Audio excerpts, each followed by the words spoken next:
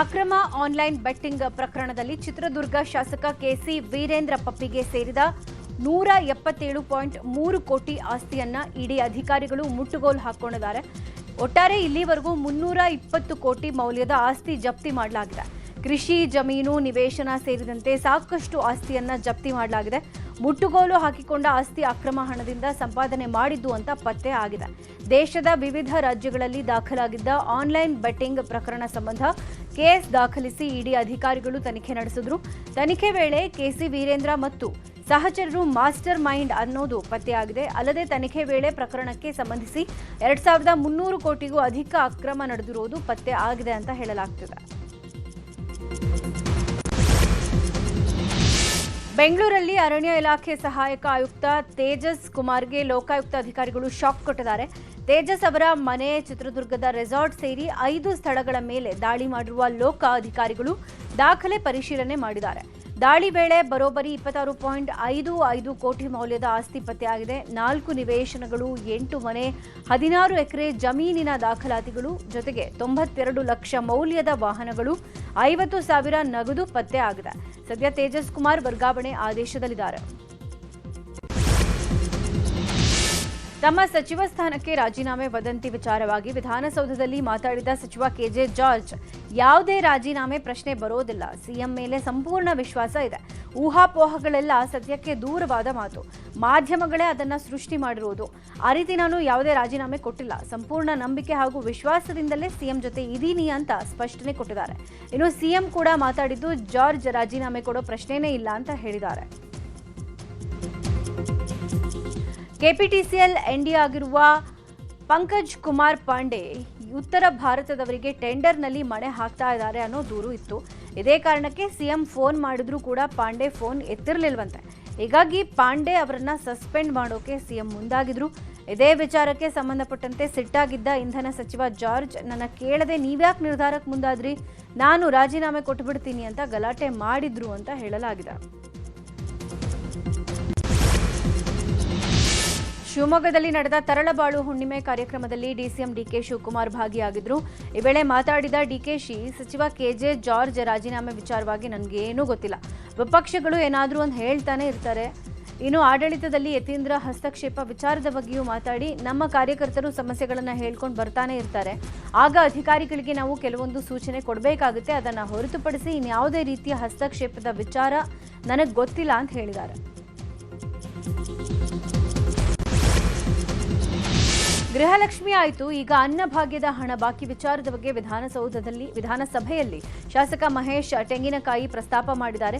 ಈ ಸರ್ಕಾರ 2025ರ ಜನವರಿ ತಿಂಗಳ ಅಕ್ಕಿ ಹಾಗೂ ಹಣ ಫಲಾನುಭವಿಗಳಿಗೆ ಜಮೆ ಮಾಡಿಲ್ಲ ಅಂತ ಹೇಳಿದ್ದಾರೆ. 1.27 ಕೋಟಿ ಪಡಿತದಾರರಿಗೆ 657 ಕೋಟಿ ಬಾಕಿ ಉಳಿಸಿಕೊಂಡಿದೆ. ಈ 1 ವರ್ಷವಾದರೂ ಹಣ ಜಮೆ ಆಗಿಲ್ಲ ಅಂತ ಸರ್ಕಾರವನ್ನ ಪ್ರಶ್ನೆ ಮಾಡಿದ್ದಾರೆ. ಇದಕ್ಕೆ ಉತ್ತರಿಸಿದ ಮುನಿಯಪ್ಪ, ನಮ್ಮ ಕಡೆಯಿಂದ ವ್ಯತ್ಯಾಸ ಆಗಿಲ್ಲ. ಜನವರಿ ತಿಂಗಳದ್ದು ನಾವು ಕೊಡೋಕೆ ಅವಕಾಶ ಆಗಲಿಲ್ಲ. ಕೇಂದ್ರ ಸರ್ಕಾರ ಸಕಾಲಕ್ಕೆ ಅಕ್ಕಿ ಕೊಡಲಿಲ್ಲ, ಹಾಗಾಗಿ ಕೊಟ್ಟಿಲ್ಲ ಅಂತ ಮುನಿಯಪ್ಪ ಉತ್ತರ ಕೊಟ್ಟಿದ್ದಾರೆ. ರೌಡಿ ಶೀಟರ್ ಬಿಗ್ಲು ಶಿವ ಕೊಲೆ ಪ್ರಕರಣದಲ್ಲಿ ಕೆಆರ್ಪುರ ಶಾಸಕ ಭೈರತಿ ಬಸವರಾಜ ನಿರೀಕ್ಷಣಾ ಜಾಮೀನು ಕೋರಿ ಅರ್ಜಿ ಸಲ್ಲಿಸಿದ್ರು. ಭೈರತಿ ಬಸವರಾಜ ನಿರೀಕ್ಷಣಾ ಜಾಮೀನು ಅರ್ಜಿ ವಿಚಾರಣೆ ಪೂರ್ಣ ಆಗಿದ್ದು, ವಿಚಾರಣೆ ನಡೆಸಿದ ಹೈಕೋರ್ಟ್ ಆದೇಶವನ್ನು ಕಾಯ್ದಿರಿಸಿದೆ. ನ್ಯಾಯಮೂರ್ತಿ ಸುನಿಲ್ ದತ್ ಯಾದವ್ ಪೀಠದಲ್ಲಿ ಎರಡೂ ಕಡೆ ವಾದ ಪ್ರತಿವಾದ ಆಲಿಸಿ ಆದೇಶವನ್ನು ಕಾಯ್ದಿರಿಸಲಾಗಿದೆ.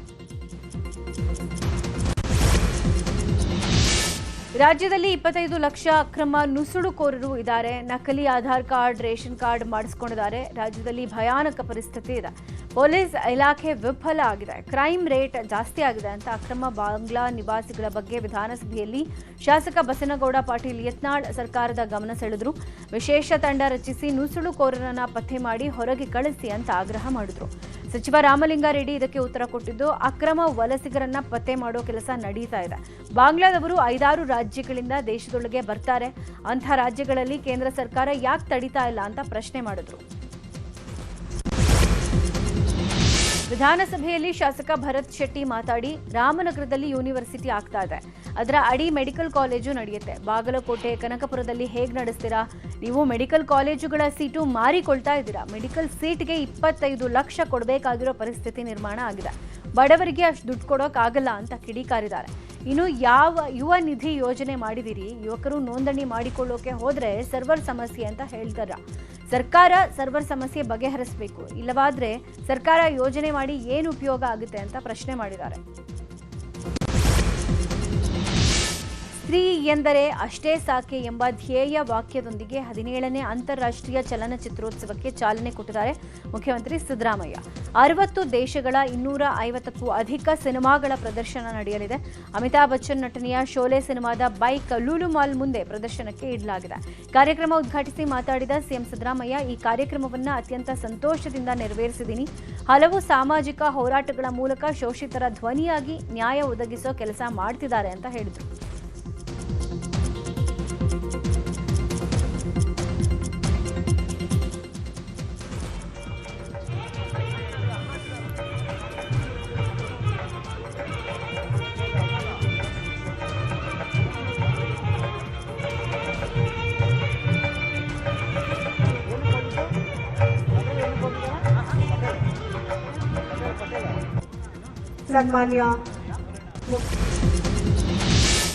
ಅಂತಾರಾಷ್ಟ್ರೀಯ ಚಲನಚಿತ್ರೋತ್ಸವದಲ್ಲಿ ಭಾಗಿಯಾಗಿದ್ದ ನಟ ಪ್ರಕಾಶ್ ರಾಜ್, 16 ವರ್ಷದ ಹಿಂದೆಯೂ ನಾನು ಫಿಲ್ಮ್ ಫೆಸ್ಟಿವಲ್ ಉದ್ಘಾಟನೆ ಮಾಡಿದ್ದೆ. ರಂಗನತಿಟ್ಟಲ್ಲಿ ಎಲ್ಲಾ ಪಕ್ಷಿಗಳು ಒಟ್ಟಿಗೆ ಸೇರುವಂತೆ ಇದೂ ಕೂಡ ಸಿನಿಮಾಗಳ ಸಂಭ್ರಮ ಆಗುತ್ತೆ. ಸುನಿತಾ ವಿಲಿಯಮ್ಸ್ ಭೇಟಿಯಾಗಿದ್ದಾಗ ಒಂದು ಮಾತು ಹೇಳಿದ್ರು, ಮೇಲಿಂದ ಭೂಮಿ ಹೇಗೆ ಕಾಣಿಸುತ್ತೆ ಅಂತ ಕೇಳಿದ್ದೆ. ಆಗ ಅವರು ಹೇಳಿದ್ದು, ಭೂಮಿ ತುಂಬಾ ಸಣ್ಣದಾಗಿ ಕಾಣುತ್ತೆ, ಅದರಲ್ಲಿ ಮನುಷ್ಯನಿಗಿಂತ ಜಲಚರ ಪ್ರಾಣಿಗಳೇ ಕಾಣುತ್ತವೆ, ಹಾಗಿದ್ರೂ ನಮ್ಮಲ್ಲಿ ಜಗಳಗಳು ಯಾಕೆ ಅಂತ ಹೇಳಿದ್ರು. ಪ್ಯಾಲೆಸ್ಟೈನ್ ಸಿನಿಮಾಗಳ ಪ್ರದರ್ಶನಕ್ಕೆ ಕೇಂದ್ರ ಸರ್ಕಾರ ತಡೆ ಹಾಕಿದೆ. ದೇಶದ ಯಾವುದೇ ಫಿಲ್ಮ್ ಫೆಸ್ಟಿವಲ್ಗಳಲ್ಲಿ ಪ್ಯಾಲೆಸ್ಟೈನ್ ಸಿನಿಮಾಗಳ ಪ್ರದರ್ಶನ ಮಾಡೋಕೆ ಬಿಡ್ತಾ ಇಲ್ಲ. ಹೀಗಾಗಿ ರಾಜ್ಯ ಸರ್ಕಾರ ಇದರ ವಿರುದ್ಧ ಧ್ವನಿ ಎತ್ತಬೇಕು. ಆಗ ಮಾತ್ರ ನಾನು ಈ ಫಿಲ್ಮ್ ಫೆಸ್ಟಿವಲ್ಗೆ ರಾಯಭಾರಿ ಆಗಿದ್ದಕ್ಕೂ ಸಾರ್ಥಕ ಅನಿಸುತ್ತೆ ಅಂತ ಮನವಿ ಮಾಡಿದ್ದಾರೆ. ಇದೇ ವೇಳೆ ಪ್ಯಾಲೆಸ್ಟೈನ್ ಪದ್ಯವೊಂದನ್ನು ಓದಿದ್ದಾರೆ ಪ್ರಕಾಶ್ ರಾಜ್.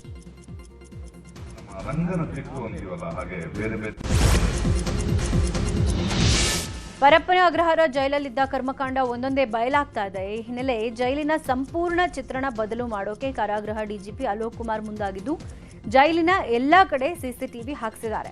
ಜೈಲಿನ entry, screening area, visitors area, ಮಹಿಳಾ ಬ್ಯಾರೆಕ್, ವಿಚಾರಣಾಧೀನ ಖೈದಿಗಳು, ಸಜಾ ಖೈದಿಗಳ ಬ್ಯಾರೆಕ್ ಸೇರಿದಂತೆ ಎಲ್ಲಾ ಕಡೆ ಸಿಸಿಟಿವಿ ಕ್ಯಾಮೆರಾ ಅಳವಡಿಕೆ ಮಾಡಲಾಗಿದೆ. ಇದರಿಂದ ತಮ್ಮ ಕಚೇರಿಯಲ್ಲೇ ಸಿಸಿಟಿವಿ ಮಾನಿಟರ್ ಮಾಡುವ ಮೂಲಕ ಅಕ್ರಮಕ್ಕೆ ಕಡಿವಾಣ ಹಾಕೋಕೆ ಮುಂದಾಗಿದ್ದಾರೆ. ಅಧಿಕಾರಿಗಳ ಕಳ್ಳಾಟ, ಖೈದಿಗಳ ಚಲನವಲನ ಸೇರಿದಂತೆ ಪ್ರತಿ ಮೂವ್ಮೆಂಟ್ ವಾಚಿಂಗ್ ಮಾಡಲಿದ್ದಾರೆ ಕಾರಾಗೃಹ ಡಿಜಿಪಿ ಅಲೋಕ್ ಕುಮಾರ್. ಬೈಕ್ಗೆ ಅಪರಿಚಿತ ವಾಹನ ಡಿಕ್ಕಿಯಾಗಿ ಸವಾರ ಗಂಭೀರವಾಗಿ ಗಾಯಗೊಂಡಿರುವ ಘಟನೆ ಬೆಂಗಳೂರಿನ ಕೆಜಿ ರಸ್ತೆಯ ಕಂದಾಯ ಭವನದ ಬಳಿ ನಡೆದಿದೆ. ಆಟೋದಲ್ಲಿ ಗಾಯಾಳುವನ್ನ ಸ್ಥಳೀಯರು ಆಸ್ಪತ್ರೆಗೆ ದಾಖಲಿಸಿದ್ದಾರೆ. ತಡರಾತ್ರಿ 12:40 ಸುಮಾರಿಗೆ ಅವಘಡ ನಡೆದಿರುವುದು. ಬೈಕ್ಗೆ ಡಿಕ್ಕಿ ಹೊಡೆದು ಅಪರಿಚಿತ ವಾಹನ ಸವಾರ ಪರಾರಿಯಾಗಿದ್ದಾನೆ. ಸ್ಥಳಕ್ಕೆ ಆಗಮಿಸಿದ ಹೊಯ್ಸಳ ಪೊಲೀಸರು ಕೆಜಿ ರಸ್ತೆ ಸಿಸಿಟಿವಿ ಪರಿಶೀಲನೆ ಮಾಡಿದ್ದು ಆರೋಪಿಗಾಗಿ ಬಲೆ ಬೀಸಿದ್ದಾರೆ. ಬೆಂಗಳೂರಿನ ರಸ್ತೆಯಲ್ಲಿ ವಿದೇಶಿಗ ಆಟೋಟೋಪ ಮೆರೆದಿದ್ದಾನೆ. ತಲೆಗೆ ಹೆಡ್ಫೋನ್, ಕೈಯಲ್ಲಿ ಸಿಗರೇಟ್ ಹಿಡ್ಕೊಂಡು ಬೈಕ್ ರೇಡ್ ಮಾಡಿದ್ದಾನೆ. Silk board double decker flyover ಬಳಿ ಘಟನೆ ನಡೆದಿದೆ. ಹಿಂಬದಿಯ ಕಾರಲ್ಲಿ ಇದ್ದವರು ವಿಡಿಯೋ ರೆಕಾರ್ಡ್ ಮಾಡಿದ್ದು ಸೋಷಿಯಲ್ ಮೀಡಿಯಾದಲ್ಲಿ ಭಾರಿ ವೈರಲ್ ಆಗಿದೆ. ವಿದೇಶಿಗರಿಗೆ ಪೊಲೀಸರ ಭಯನೂ ಇಲ್ಲ, ಫೈನ್ ಭಯನೂ ಇಲ್ಲ ಅನ್ನುವಂತಾಗಿದೆ.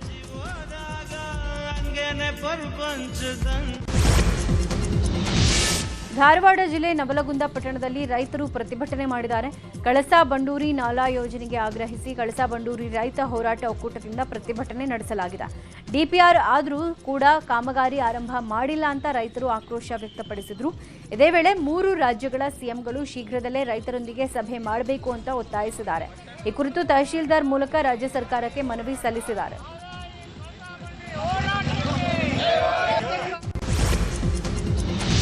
ಶಿವಮೊಗ್ಗ ಜಿಲ್ಲೆ ಹೊಸನಗರ ತಾಲೂಕಿನ ರಿಪ್ಪನ್ಪೇಟೆ ಶಿವಮಂದಿರ ಸಮೀಪ ಮರ ಕಟಾವು ಕಾರ್ಯ ನಡೀತಾ ಇದ್ದ ವೇಳೆ ಕ್ರೇನ್ ನಿಯಂತ್ರಣ ತಪ್ಪಿ ರಸ್ತೆ ಪಕ್ಕಕ್ಕೆ ಉರುಳಿ ಬಿದ್ದ ಘಟನೆ ನಡೆದಿದೆ. ಅದೃಷ್ಟವಶಾತ್ ಯಾವುದೇ ಪ್ರಾಣಹಾನಿ ಸಂಭವಿಸಿಲ್ಲ. ಶಿವಮಂದಿರದ ಸಮೀಪದ ರಸ್ತೆ ಬದಿಯಲ್ಲಿ ಅಪಾಯಕಾರಿಯಾಗಿದ್ದ ದೊಡ್ಡ ಮರವನ್ನು ತೆರವುಗೊಳಿಸುವ ಉದ್ದೇಶದಿಂದ ಕ್ರೇನ್ ತರಿಸಲಾಗಿತ್ತು. ಕಟಾವು ವೇಳೆ ಮರದ ಭಾರ ಮತ್ತು ನೆಲದ ಅಸ್ಥಿರತೆಯಿಂದ ಕ್ರೇನ್ ಸಮತೋಲನ ಕಳ್ಕೊಂಡು ಏಕಾಏಕಿ ನೆಲಕ್ಕೆ ಉರುಳಿ ಬಿದ್ದಿದೆ. ಬೆಳಗಾವಿ ಜಿಲ್ಲೆ ಚಿಕ್ಕೋಡಿ ತಾಲೂಕಿನ ಸದಲಗ ಪಟ್ಟಣದಲ್ಲಿ ಅಕ್ರಮವಾಗಿ ಸಂಗ್ರಹಿಸಿ ಇಟ್ಟಿದ್ದ ಅನ್ನಭಾಗ್ಯ ಅಕ್ಕಿಯನ್ನು ಆಹಾರ ಇಲಾಖೆ ಅಧಿಕಾರಿಗಳು ದಾಳಿ ನಡೆಸಿ ವಶಕ್ಕೆ ಪಡೆದಿರೋ ಘಟನೆ ನಡೆದಿದೆ. ಪಟ್ಟಣದ ಹೊರವಲಯದ ಮನೆಯೊಂದರಲ್ಲಿ ಸುನಿಲ್ ಬಾಗಡೆ ಅನ್ನುವವರು 4 ಟನ್ ಅನ್ನಭಾಗ್ಯದ ಅಕ್ಕಿಯನ್ನ ಸಂಗ್ರಹಿಸಿದ್ರು. ಅಕ್ಕಿಯನ್ನ ಕಾಳಸಂತೆಯಲ್ಲಿ ಮಾರಾಟ ಮಾಡೋಕೆ ಪ್ಲಾನ್ ಮಾಡಿದ್ದ ಮಾಹಿತಿ ಆಧರಿಸಿ ಚಿಕ್ಕೋಡಿ ಆಹಾರ ಇಲಾಖೆ ಅಧಿಕಾರಿಗಳು ದಾಳಿ ನಡೆಸಿ 4 ಟನ್ ಅಕ್ಕಿಯನ್ನ ವಶಕ್ಕೆ ಪಡೆದಿದ್ದಾರೆ. ಈ ಬಗ್ಗೆ ಸದಲಗ ಪೊಲೀಸ್ ಠಾಣೆಯಲ್ಲಿ ದೂರು ದಾಖಲಾಗಿದೆ. ಬೆಂಗಳೂರು ಗ್ರಾಮಾಂತರ ಜಿಲ್ಲೆ ದೊಡ್ಡಬಳ್ಳಾಪುರದಲ್ಲಿ ಅಪರಿಚಿತ ಡ್ರೋನ್ ಆತಂಕ ಮೂಡಿಸಿದೆ. ಮನೆ ಬಳಿ ಹಾರ್ತಾ ಬಂದ ಡ್ರೋನ್ ಕೆಳಕ್ಕೆ ಬಿದ್ದಿರೋದ್ರಿಂದ ಆತಂಕ ಮನೆ ಮಾಡಿದೆ. ದೊಡ್ಡಬಳ್ಳಾಪುರ ನಗರದ ಪಾಲನಜೋಗನಹಳ್ಳಿಯಲ್ಲಿ ಮನೆ ಬಳಿ ಡ್ರೋನ್ ಬಿದ್ದಿರೋದ್ರಿಂದ ಸ್ಥಳೀಯರು ಮತ್ತು ಪೊಲೀಸರಲ್ಲೂ ಆತಂಕ ಮನೆ ಮಾಡಿತ್ತು. ಬ್ಯಾಟರಿಗಳು ಸೇರಿದಂತೆ ಎಲೆಕ್ಟ್ರಿಕ್ ವೈರ್ಗಳಿಂದ ತುಂಬಿದ್ದ ವಿಮಾನ ಮಾದರಿಯ ಡ್ರೋನ್ ಒಂದು ಬಿದ್ದಿದೆ. ಹಿಂದೂ ಸಮಾಜೋತ್ಸವದ ಶೋಭಾಯಾತ್ರೆ ನಡೆಯುವ ವೇಳೆ ಡ್ರೋನ್ ಆತಂಕ ಮೂಡಿಸಿದೆ. ಸ್ಥಳಕ್ಕೆ ಬಂದ ಪೊಲೀಸ್ ಎಕ್ಸ್ಪರ್ಟ್ಸ್ ಟೀಮ್ ಸ್ಫೋಟಕಗಳೇನಾದರೂ ಇದೆಯಾ ಅಂತ ಪರಿಶೀಲನೆ ನಡೆಸಿದ್ದಾರೆ. ಹಾವೇರಿ ಜಿಲ್ಲೆಯಲ್ಲಿ ಬುರ್ಖಾಧಾರಿ ಮಹಿಳೆಯೊಬ್ಬರು ಅಂಗಡಿಯಲ್ಲಿ ವ್ಯಾಪಾರಕ್ಕೆ ಬಂದಿದ್ದ ಮತ್ತೋರ್ವ ಮಹಿಳೆಯ ಚಿನ್ನಾಭರಣ ಕಳ್ಳತನ ಮಾಡಿರುವ ಘಟನೆ ನಡೆದಿದೆ. ರಾಣೆಬೆನ್ನೂರು ಶಹರ ಪೊಲೀಸ್ ಠಾಣಾ ವ್ಯಾಪ್ತಿಯಲ್ಲಿ ಬಟ್ಟೆ ಅಂಗಡಿಯೊಂದರಲ್ಲಿ ಬಟ್ಟೆ ಖರೀದಿಗೆ ಬಂದಿದ್ದ ವೇಳೆ ಮತ್ತೊಬ್ಬ ಮಹಿಳೆಯ ಬ್ಯಾಗ್ ಅನ್ನು ಕದ್ದು ಎಸ್ಕೇಪ್ ಆಗಿದ್ರು. ಮಹಿಳೆಯ ದುಷ್ಕೃತ್ಯ ಸಿಸಿಟಿವಿಯಲ್ಲಿ ಸೆರೆಯಾಗಿದ್ದು, ವಿಡಿಯೋವನ್ನು ಆಧರಿಸಿ ಬುರ್ಖಾಧಾರಿ ಮಹಿಳೆಯನ್ನ ಪೊಲೀಸರು ಬಂಧಿಸಿದ್ದಾರೆ. ಬಂಧಿತ ಮಹಿಳೆಯನ್ನ ಸರೀನಾ ಬಾನು ಅಂತ ಗುರುತಿಸಲಾಗಿದ್ದು, ಸುಮಾರು 4 ಲಕ್ಷ ಮೌಲ್ಯದ ಚಿನ್ನಾಭರಣವನ್ನು ಜಪ್ತಿ ಮಾಡಿಕೊಂಡಿದ್ದಾರೆ. ಚಾಮರಾಜನಗರದ ಕೊಳ್ಳೇಗಾಲದಲ್ಲಿ ಕಲ್ಯಾಣ ಮಂಟಪಕ್ಕೆ ತೆರಳುತ್ತಾ ಇದ್ದ ವರನಿಗೆ ಚಾಕು ಇರಿದಿರೋ ಘಟನೆ ನಡೆದಿದ್ದು, ಗಾಯಗೊಂಡ ವರನನ್ನ ಆಸ್ಪತ್ರೆಗೆ ದಾಖಲಿಸಲಾಗಿದೆ. ಕುಣಗಳ್ಳಿ ಗ್ರಾಮದ ರವೀಶ್ಗೆ ಚಾಕು ಇರಿದಿದ್ದಾರೆ ದುಷ್ಕರ್ಮಿಗಳು. ರವೀಶ್ಗೆ ಹೊಸ ಆಣಗಳ್ಳಿ ಗ್ರಾಮದ ನಯನ ಅನ್ನೋ ಯುವತಿಯ ಜೊತೆಗೆ ಮದುವೆ ನಿಶ್ಚಯ ಆಗಿತ್ತು. ಪಟ್ಟಣದ ವೆಂಕಟೇಶ್ವರ ಮಹಲ್ನಲ್ಲಿ ವಿವಾಹ ಮಹೋತ್ಸವ ನಿಗದಿ ಆಗಿತ್ತು. ವರ ರವೀಶ್ ಕಲ್ಯಾಣ ಮಂಟಪಕ್ಕೆ ತೆರಳುತ್ತಾ ಇದ್ದಾಗಲೇ 4-5 ಮಂದಿ ಕಾರನ್ನ ಅಡ್ಡಗಟ್ಟಿ ಚಾಕು ಇರಿದು ಪರಾರಿಯಾಗಿದ್ದಾರೆ.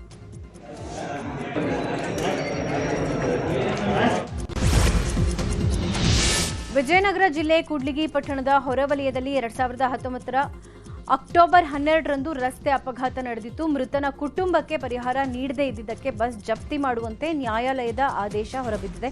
ಕೂಡ್ಲಿಗಿ ಹಿರಿಯ ಶ್ರೇಣಿ ನ್ಯಾಯಾಧೀಶರ ಆದೇಶದ ಮೇರೆಗೆ ಬಸ್ ಜಪ್ತಿ ಮಾಡಿಕೊಳ್ಳಲಾಗಿದೆ. ರಸ್ತೆ ಬದಿಯಲ್ಲಿ ಚಲಿಸ್ತಾ ಇದ್ದ ಪಾದಚಾರಿ 55 ವರ್ಷದ ಮಾರಪ್ಪ ಮೇಲೆ ದಾವಣಗೆರೆ ವಿಭಾಗದ ಬಳ್ಳಾರಿ ದಾವಣಗೆರೆ ಮಾರ್ಗದ ಸಾರಿಗೆ ಸಂಸ್ಥೆ ಬಸ್ ಹರಿದಿತ್ತು. ಸಂತ್ರಸ್ತರ ಕುಟುಂಬಕ್ಕೆ 15 ಲಕ್ಷ ರೂಪಾಯಿ ಪರಿಹಾರ ಕೊಡಬೇಕು ಅಂತ ಸಾರಿಗೆ ಸಂಸ್ಥೆಗೆ 2022ರ ಏಪ್ರಿಲ್ 22ರಂದು ಆದೇಶ ಕೊಡಲಾಗಿತ್ತು.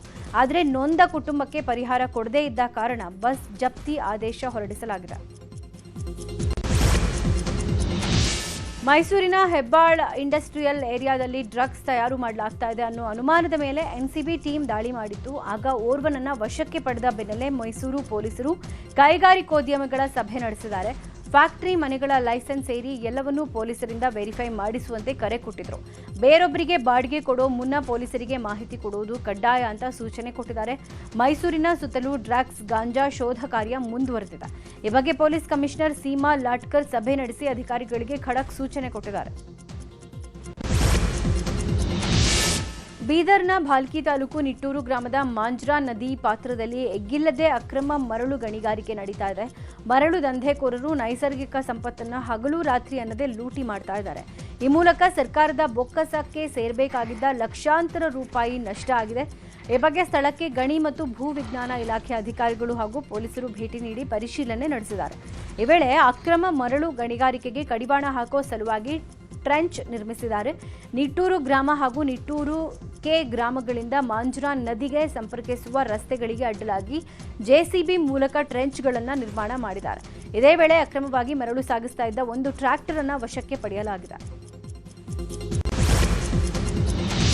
ಬಾಗಲಕೋಟೆ ಜಿಲ್ಲೆ ಜಮಖಂಡಿ ತಾಲೂಕಿನ ಸರ್ಕಾರಿ ಶಾಲೆಯಲ್ಲಿ ಮಕ್ಕಳು ಊಟದ ತಟ್ಟೆಗಳನ್ನು ಕೊಳಚೆ ನೀರಲ್ಲಿ ತೊಳಿತಾ ಇದ್ದ ಫೋಟೋ ಸಾಮಾಜಿಕ ಜಾಲತಾಣಗಳಲ್ಲಿ ವೈರಲ್ ಆಗಿತ್ತು. ಶಿಕ್ಷಣ ಇಲಾಖೆಯ ಅಧಿಕಾರಿಗಳು ಶಾಲೆಗೆ ಭೇಟಿ ಕೊಟ್ಟು ಪರಿಶೀಲನೆ ನಡೆಸಿದರು. ಪರಿಶೀಲನೆ ವೇಳೆ ಮಕ್ಕಳ ಊಟದ ತಟ್ಟೆಗಳನ್ನು ಕೊಳಚೆ ನೀರಿನಿಂದ ತೊಳಿತಾ ಇರಲಿಲ್ಲ. ಆದರೆ ಕೊಳಚೆ ನೀರಿನ ಬದಲಾಗಿ ಫಿಲ್ಟರ್ ಯಂತ್ರದಿಂದ ಹೊರಹೋಗುವ ತ್ಯಾಜ್ಯ ನೀರನ್ನು ಪ್ರತ್ಯೇಕ ಪೈಪ್ ಮೂಲಕ ಹೊರಗೆ ಬಿಡಲಾಗಿದೆ. ಅದೇ ನೀರನ್ನು ತಟ್ಟೆ ತೊಳೆಯೋಕೆ ಬಳಸಲಾಗ್ತಾ ಇದೆ ಅಂತ ಅಧಿಕಾರಿಗಳು ತಿಳಿಸಿದ್ದಾರೆ.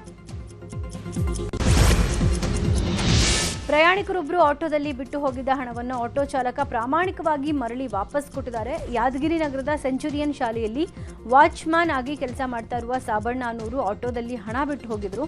ಆ ಬಳಿಕ ಪೊಲೀಸರ ಸಹಾಯದಿಂದ ಆತನನ್ನು ಹುಡುಕಿದ ಆಟೋ ಚಾಲಕ 1.5 ಲಕ್ಷ ರೂಪಾಯಿ ಹಣವನ್ನು ವಾಪಸ್ ಕೊಟ್ಟಿದ್ದಾರೆ. ಸದ್ಯ ಆಟೋ ಚಾಲಕನ ಪ್ರಾಮಾಣಿಕತೆಗೆ ಸಾರ್ವಜನಿಕ ವಲಯಗಳಲ್ಲಿ ಮೆಚ್ಚುಗೆ ವ್ಯಕ್ತವಾಗಿದೆ.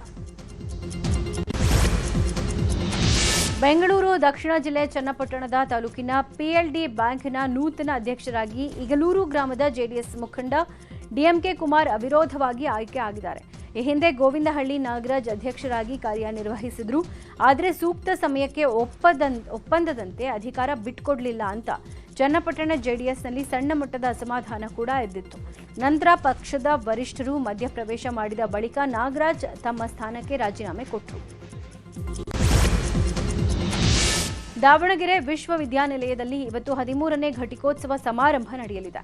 ತನ್ನ ವ್ಯಾಪ್ತಿಯ ಸ್ನಾತಕ ಮತ್ತು ಸ್ನಾತಕೋತ್ತರ ಪದವಿಯ ಒಟ್ಟು 12,706 ವಿದ್ಯಾರ್ಥಿಗಳಿಗೆ ಪದವಿ ಪ್ರದಾನ ಮಾಡಲಾಗ್ತಾ ಇದೆ. ಇದೇ ಸಂದರ್ಭದಲ್ಲಿ 45 ವಿದ್ಯಾರ್ಥಿಗಳಿಗೆ 87 ಚಿನ್ನದ ಪದಕಗಳನ್ನು ನೀಡಲಾಗ್ತಾ ಇದೆ. ಇನ್ನು 70 ಸಂಶೋಧನಾರ್ಥಿಗಳು ಪಿಎಚ್ಡಿ ಪದವಿಯನ್ನ ಹಸ್ತಾಂತರ ಮಾಡಲಾಗಿದೆ. ಇನ್ನು ಕುಲಾಧಿಪತಿಗಳು ಆಗಿರುವ ಗೌರವಾನ್ವಿತ ರಾಜ್ಯಪಾಲರಾದ ಥಾವರ್ಚಂದ್ ಗೆಹ್ಲೋಟ್ ಪದವಿ ಪ್ರದಾನ ಮಾಡಲಿದ್ದಾರೆ.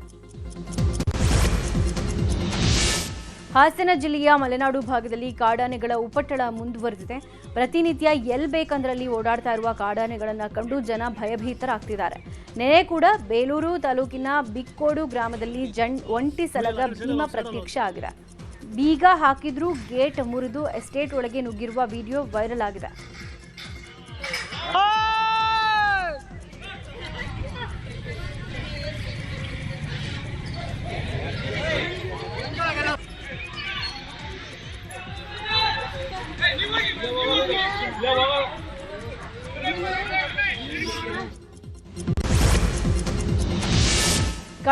ಕನ್ನಡ ಸಿನಿಮಾಗಳ ಸಾಲು ಸೋಲುಗಳ ನಡುವೆಯೂ ಇವತ್ತು 11 ಚಿತ್ರಗಳು ತೆರೆಗೆ ಬರ್ತಾ ಇವೆ. ತುಂಬಾ ವರ್ಷಗಳಿಂದ ರಿಲೀಸ್ ಭಾಗ್ಯ ಕಾಣದ ಎಸ್.ವಿ. ರಾಜೇಂದ್ರ ಸಿಂಗ್ ಬಾಬು ನಿರ್ದೇಶನದ ರಿಯಲ್ ಸ್ಟಾರ್ ಉಪೇಂದ್ರ ರಮ್ಯಾ ಅಭಿನಯದ ರಕ್ತ ಕಾಶ್ಮೀರ, ಕೊತ್ತಲವಾಡಿ ಖ್ಯಾತಿಯ ಪೃಥ್ವಿ ಅಂಬರ್, ಧನ್ಯಾರಾಮ್ ಅಭಿನಯದ ಚಂದ್ರಶೇಖರ್, ಬಂಡಿಯಪ್ಪ ನಿರ್ದೇಶನದ ಚೌಕಿದಾರ್, ಹಾಗೆ ಒಲವಾರ ಹೊಸಬರ ಕರಿಕಾಡ, ವಿಕಲ್ಪ ಮಾವುತ, ಹೌದೋ ಹುಲಿಯಾ, ಬೋಸ್, ಸೀಟ್ ಎಡ್ಜ್, ಜಗನ್ನಾಥದಾಸರು, ಅಮೃತಾಂಜನ್ ಸೇರಿದಂತೆ 11 ಸಿನಿಮಾಗಳು ಇವತ್ತೇ ತೆರೆಗೆ ಬರ್ತಾ ಇವೆ.